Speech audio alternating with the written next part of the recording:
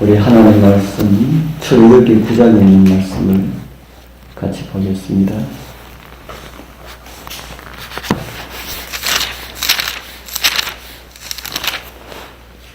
출애굽기 9장 2절 3절 출애굽기 9장 2절 3절 2절 3절 4절 우리 같이 읽겠습니다. 내가 시작. 내가 만일 그들 보내기를 거절하고 억지로 잡아두면 여호와의 손이 들에 있는 내 생축 곧 말과 나귀와 약대와 우양에게 더하리니 심한 악질이 있을 것이며 여호와가 이스라엘의 생축과 애굽의 생축을 구별하리니 이스라엘 자손에 속한 것은 하나도 죽지 아니하리라 하셨다 하라 하시고 아멘. 오늘 새벽은 더 끔찍한 재앙들이라 하는 제목으로 계속해서 애굽에 내려진 재앙과 관련된 내용을 살펴보도록 하겠습니다. 사람의 마음을 감동하시는 성령께서 떠나면 죽음에 이르러서야 자신의 잘못을 깨닫게 되는 그런 모습을 보게 됩니다. 제가 그런 경험을 해보았다는 그런 말씀을 드릴 일이 있지요. 그런 경험이 아니면은 깨달을 수가 없기 때문에 하나님께서 그런 것까지 허락하신다고 믿습니다. 그러나 그런 가운데서라도 잘못을 깨달은 사람은 참 행복한 사람들입니다. 죽기 전에 뉘우칠 수가 있고 회개할 수가 있기 때문입니다. 그러나 어떤 사람들은 죽어가면서도 회개하지 않는 사람들이 있습니다. 성령을 거절한 사람들은 그렇다는 것을 우리는 이해를 합니다. 우리 사랑하는 귀하신 성도님들, 오늘 우리의 마음을 감동하사 말씀을 따라 살아가게 하시는 성령을 거절하지 말기를 바랍니다. 오늘 거절하면은 내일은 더 완고한 마음을 가지게 되고요. 그리고 그런 것이 반복되면은 죽음 앞에서도 거절할 수밖에 없는 모습들이 된다는 것을 두렵게 생각하게 되길 바랍니다. 이제 애굽의 바로는 훨씬 더 끔찍한 일을 겪게 됩니다. 성령의 나타남과 하나님의 능력을 거부하고 거역한 결과를 우리는 보게 될 것입니다. 바로는 온 애굽 나라에 누구도 치료할 수 없는 온역이 그들이 신성시하고 그들이 섬기는 짐승들에게 발생하게 될 것이라는 경고를 받았습니다. 들판의 소와 양에게 애굽 온 나라에 있는 가축들에게 온역이 임하게 될 것이라는 그런 경고를 받았습니다. 그러나 히브리인은 영향을 받지 않을 것이라는 그런 말이 추가되었습니다. 예언한 대로 재앙이 임하였고 바로는 이스라엘 가정의 사자들을 보내어서 그들에게는 재난이 임하지 않는 것을 확인하였습니다. 그러나 왕은 여전히 완고했고 사제들과 마술사들의 말을 듣고 그의 완고한 고집을 굽히지 않았습니다. 그러나 그들도 하나님의 심판이 어떠하다는 것을 알았습니다. 짐승들은 사람이 해를 입는 것보다 훨씬 더 견딜 수가 있는 것이었습니다. 하나님께서는 짐승들의 고통을 통하여서 사람들에게도 그와 같은 재앙이 임하게 될 것을 보여주셨음에도 바로와 애굽은 하나님을 두려워하지 않았습니다. 이제 하나님의 치시는 손길이 애굽의 더함을 보게 될 것입니다. 모세와 아론은 화덕에 재를 한 뼘 지고 바로가 보는 앞에서 허공에 뿌렸습니다. 그러자 미시한 입자들이 애굽 전역에 퍼졌고 사람과 짐승 위에 물집이 생기는 종기가 되었습니다. 마술사들도 어떤 방법으로도 이 참혹한 재앙을 막아내지 못하였습니다. 그리고 마술사와 술객들에게도 이러한 재앙에서 제외되지 않았습니다.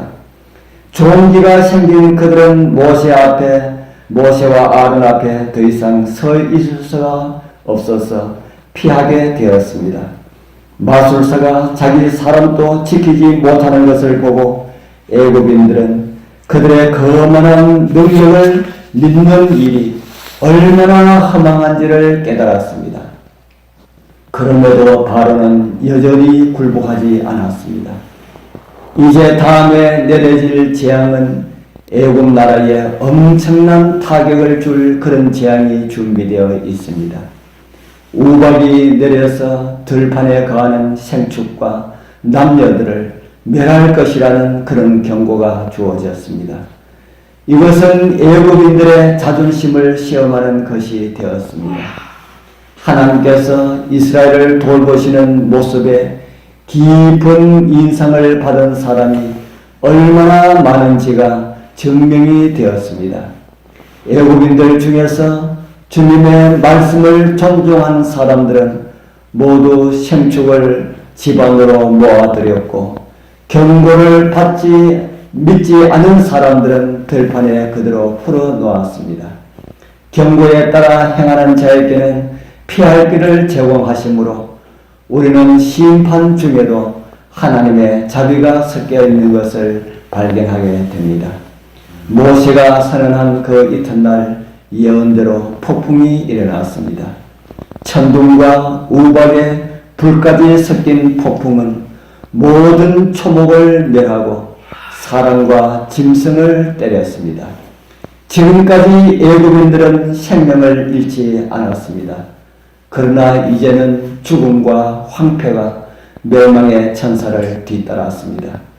그러나 고생 지연받은 재앙을 모면하였습니다.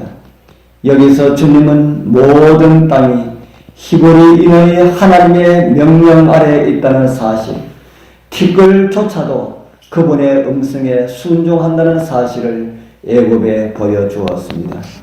그래도 그들은 하나님의 음성을 거절하게 될 것입니다. 오늘날 이 세상도 마찬가지라 하는 것입니다.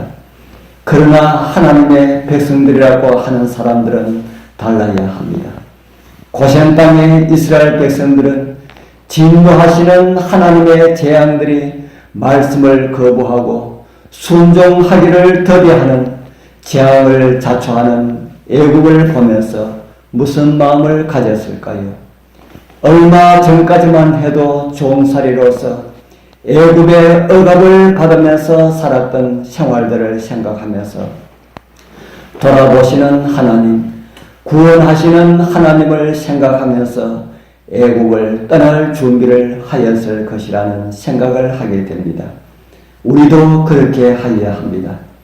주님 오시는 날이 가까울수록 땅이 진동을 합니다. 우리나라도 지진으로 인한 피해가 있어서 집을 잃은 사람들이 있다는 것은 수년 전만 해도 상상할 수 없는 그런 일이었습니다. 이제는 이 지구상 어느 곳에도 지진에 대한 안전지대는 없다는 것이 드러났습니다. 이 정도가 되면은 하나님을 알지 못하는 사람들은 몰라도 하나님을 믿는다고 하는 사람들은 고개를 들어야 하지 않겠습니까? 우리 정말 머리 들고 주님 오시는 그날을 바라보게 되길 소망합니다. 경건함과 거룩한 행실로 준비되길 바랍니다.